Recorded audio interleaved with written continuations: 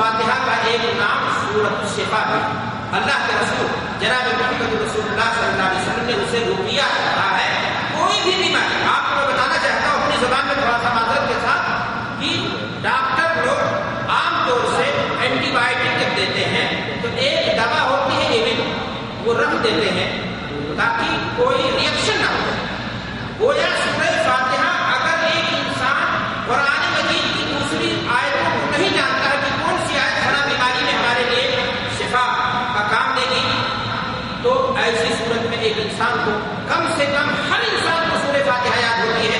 کوئی بھی بیماری ہو آپ اس میں سورہ فاتحہ کو پڑھ کر کے دم کریں, بحکم رب انشاءاللہ آپ کو شفا کیا ہوگی, حاصل ہوگی. اب ایک انسان سورہ فاتحہ کو پڑھتا ہے, دم بھی کرتا ہے, اسے شفا نہیں ملتی ہے, وہ شکایت کرتا ہے, تو میں آپ سے ایک چیز ادب کے ساتھ عرض کرنا چاہتا ہوں کہ دوا اگر اوریجنل نہ ہو, ڈپلیکیٹ ڈوز کے مطابق اس کو استعمال آپ نہیں کریں گے تو آپ کو شفا نہیں ملے گی.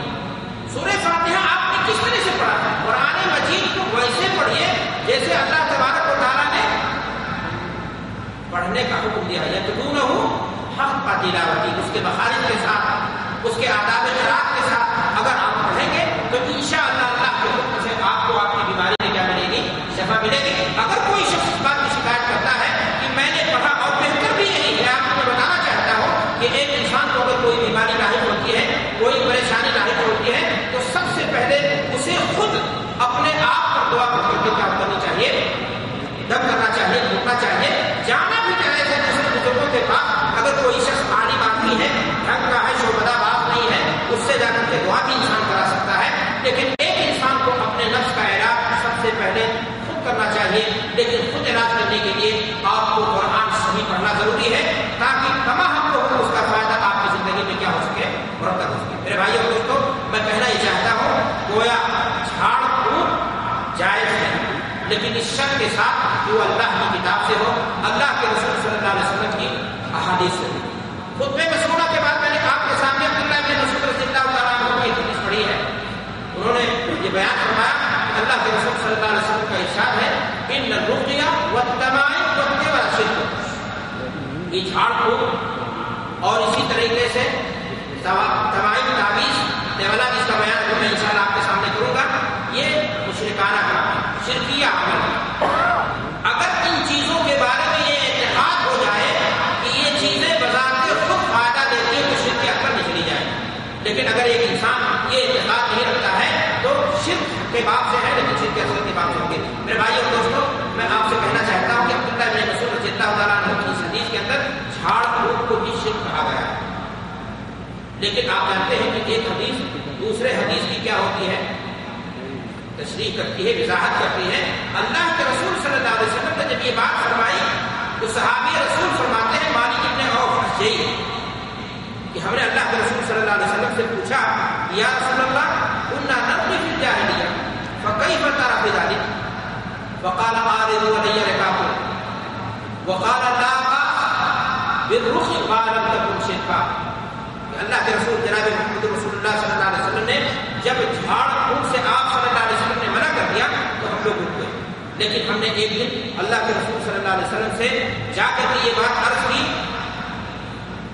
کہ اللہ کے رسول صلی اللہ علیہ وسلم سے جا کر کے یہ بات عرض کی کہ اے اللہ کے رسول صلی اللہ علیہ وسلم, ہم زمانے جاہلیت میں جھاڑ پھونک کیا کرتے تھے اور آپ نے اس سے منع کر دیا ہے. تو آپ صلی اللہ علیہ وسلم نے فرمایا کہ ساتھیوں, اعرضوا علی رکابکم, کیا پڑھ کر کے تم زمانے جاہلیت میں دم کیا کرتے تھے وہ ہم پر پیش کرو. اللہ کے رسول صلی اللہ علیہ وسلم نے سنا تو آپ صلی اللہ علیہ وسلم نے جھاڑ پھونک کو محدود دائرے میں کرتے ہوئے اجازت دے دی کہ لا باس بالرخی ما لم تکن شرکا, کہ جھاڑ پھونک میں گنجائش ہے, کوئی حرج کی بات نہیں ہے, اگر اسے شرکیہ کرنا, جادوگری کے الفاظ, شعبدہ بازی کے انداز میں, تنتر, جنتر, منتر اور اس طرح کے جو غلط طریقے ہیں سحریہ, جادوگری کے, ان کے ذریعہ نہیں کیا جاتا ہے تو اس میں کوئی حرج نہیں. مانا یہ ہوا میرے بھائیوں دوستوں کہ جھاڑ پھونک میں کچھ چیزیں ناجائز ہیں اور جھاڑ پھونک میں کچھ چیزیں کیا ہیں, جائز ہیں. جائز کی شکل وہ ہے کہ آپ اللہ کی کتاب سے, آپ اللہ کے رسول صلی اللہ علیہ وسلم کی معصوم دعاؤں سے اور خود کی دعاؤں سے بھی جائز ہے. لیکن اسی صورت میں جب وہ کلمات آپ کے کہیں ایسے نہ ہو جو شعبدہ بازی کے ہو یا مقفع مسجع عبارت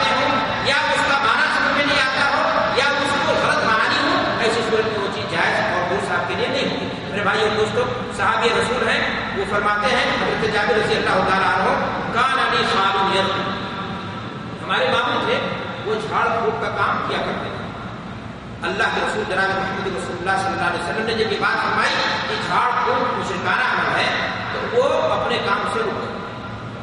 جھاڑ پھونک انہوں نے چھوڑ دیا. وہ جھاڑ پھونک خاص طور سے بچھو کا ڈنک مار دے تو کیا کرتے تھے، اور بلا شبہ کا بچھو ڈنک مار دے تو اگر آدمی سورہ فاتحہ پڑھ کر کے دم کرتا تو اس میں وہ چیز بہت کیا نام ہے، مفید ہے. وہ باز آ گیا. اللہ کے رسول جناب محمد رسول اللہ صلی اللہ علیہ وسلم کے پاس ایک دن آئے اور عرض کیا، یا رسول اللہ انک نہیت عن البخل وانا، اللہ کے رسول صلی اللہ علیہ وسلم آپ نے جھاڑ پھونک سے روک دیا اور میں اگر کسی کو بچھو ڈنک مار دے تو دم کر دیا کرتا تھا، کچھ پڑھ کر کے اس پر پھونک دیتا تھا اور اللہ کے حکم سے اس کو کیا ہو جاتا تھا، فائدہ ہو جاتا تھا. تو اللہ کے رسول صلی اللہ علیہ وسلم نے فرمایا کہ من استطاع ان ينفع اخاه فليفعل. صحیح مسلم کی روایت ہے کہ اگر کوئی شخص شرعی دائرے میں رہتے ہوئے اللہ کے کلام کے ذریعہ، اللہ کے صفات کے ذریعہ، اللہ کے ناموں کے ذریعہ، معذورہ دعاؤں کے ذریعہ یا اپنے خود کے الفاظ جو شرکیہ نہ ہوں ان کے ذریعہ اگر کوئی شخص اپنے بھائی کو فائدہ پہنچا پا رہا ہے تو اس میں کوئی حرج کی بات نہیں. میرے بھائی اور دوستوں، بات یہ واضح ہوئی کہ جھاڑ پھونک جائز ہے، درست ہے. اللہ کے رسول صلی اللہ علیہ وسلم نے جو بات کہی ہے کہ جھاڑ پھونک شرک ہے، وہ اس صورت میں جب جھاڑ پھونک شرعی دائرے سے ہٹ کر کے کیا جائے.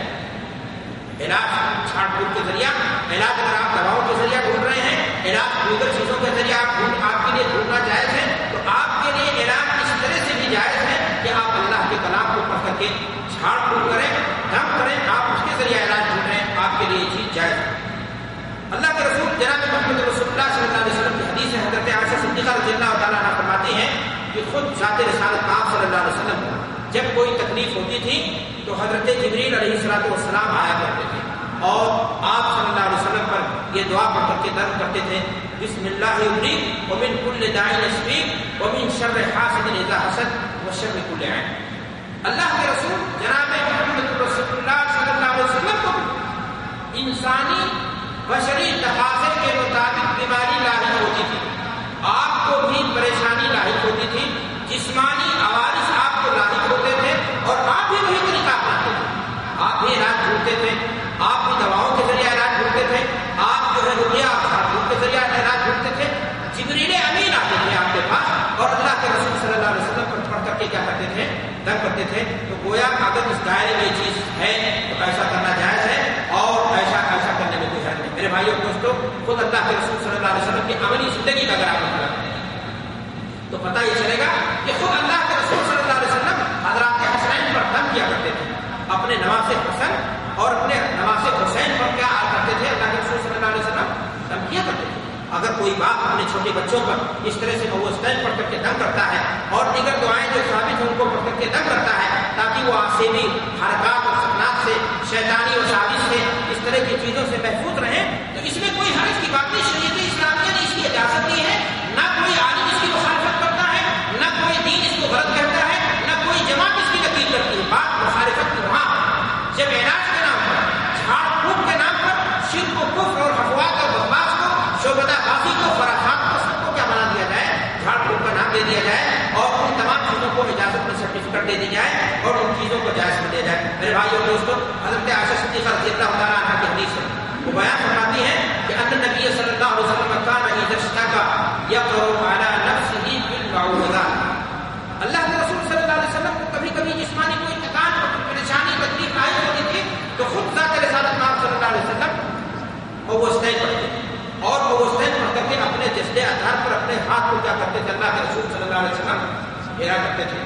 حضرت عائشہ صدیقہ رضی اللہ تعالیٰ عنہ فرماتی ہیں کہ اللہ کے رسول صلی اللہ علیہ وسلم فلما اشتد وجهه، آپ اس بیماری میں، وہ بیماری جب آپ کو لاحق ہو گئی جس میں آپ جانور نہ ہو سکے اور آپ کا مشق اتنا بڑھ گیا کہ آپ سے یہ چیزیں کیا ہو گئی، مشکل ہو گئی. تو حضرت عائشہ صدیقہ رضی اللہ تعالیٰ عنہ فرماتی ہیں كنت اقرأ عليه وامسح عنه بيده رجاء ببركته، کہ خود میں پڑھتی تھی مبوسین کو لیکن اپنے ہاتھ کو آپ صلی اللہ علیہ وسلم کے جسد اطہار پر نہ پھیر کر کے خود آپ ہی کا ہاتھ پکڑ کر کے آپ کے جذبے آدھار پر برکت کے طور پر میں کیا کرتی تھی، پھر کیا کرتی تھی. تو مانا یہ ہوا کہ اس طرح کا عمل بھی اگر کوئی شخص کرتا ہے، اپنے کسی بھائی کے پاس جاتا ہے، اس کو کوئی تکلیف ہے، وہاں اس تکلیف پر ہاتھ رکھ کر کے اگر دعا پڑھتا ہے شرعی اور جھاڑ پھونک کرنے کی کوشش کرتا ہے، دم کر دیتا ہے، اس کو اس سے فائدہ ہو جاتا ہے، تو یہ کام نہ صرف کی جائز ہے بلکہ دین ہے، عبادت ہے، کار ثواب ہے، نیکی کا ذریعہ ہے. ایک انسان، ایک مسلمان اپنے بھائی کسی مسلمان کو فائدہ پہنچا دے، اس میں کوئی حرج کی بات، کوئی قباحت کی بات نہیں. میرے بھائی اور دوستوں، ایک مرتبہ حضرت عائشہ صدیقہ رضی اللہ تعالیٰ عنہ فرما رہی ہیں کہ میں کسی عورت پر دم کر رہی تھی، اتنے میں اللہ کے رسول صلی اللہ علیہ وسلم آ گئے. آپ صلی اللہ علیہ وسلم نے فرمایا عالجیھا بکتاب اللہ، کہ عائشہ اس کا علاج، اس پر دم کتاب اللہ قرآن مجید کی آیات کو پڑھ کر کے کرو. قرآن مجید کی آیات کو گویا اللہ نے شفا رکھا ہے. اللہ کا جب حکم ہو جائے گا تو ان آیات سے اس انسان کو بیماری سے شفا. یاد رکھیں، آپ کو ہر حال میں یہ سمجھنا ہوگا کہ قرآنی آیات میں شفا اللہ نے رکھی ہے، بذات خود وہ آیتیں آپ کو فائدہ نہیں. اللہ کا جب حکم ہوگا، اللہ کی مرضی شامل ہوگی تو آپ کو اس سے فائدہ حاصل ہو جائے گا. حضرت رسول اکرم صلی اللہ علیہ وسلم اسی طریقے سے شفا بنت عبداللہ فرماتی ہیں کہ میں حفصہ رضی اللہ تعالیٰ عنہ کے پاس موجود تھی.